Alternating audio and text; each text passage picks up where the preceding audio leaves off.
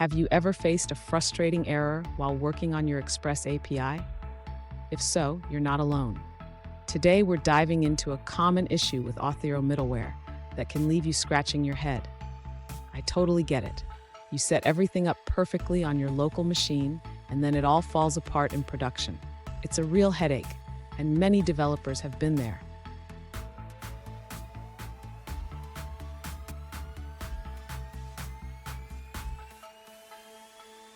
Here's the specific situation we're addressing. One user reported that their middleware works fine locally, but throws an error in production. They received an error, get Auth0 ENOTFOUND undefined 443 message. Sound familiar? Let's figure this out together. So, what could be causing this error? It often relates to DNS resolution issues or misconfigured environment variables. We'll break it down step by step to help you troubleshoot effectively. And stick around. I've got a crucial tip at the end that can help you avoid this issue in the future. To address the error the user is encountering, we first need to check the environment variables. It's crucial that the user verifies that the Auth0 domain and audience are correctly set in the production environment. Next, the user should ensure that the production server can resolve the Auth0 domain. This can be done by testing the DNS resolution from the server. If the DNS resolution fails, the user may need to check their network settings or firewall rules. It's important to ensure that the server has internet access and can reach the Auth0 endpoints. Finally, if everything seems correct but the issue persists, the user should consider updating the Node.js version on their production server. Sometimes, older versions can cause unexpected behavior. Fun fact, did you know that DNS stands for Domain Name System? It's like the phone book of the internet, helping your server find the right addresses.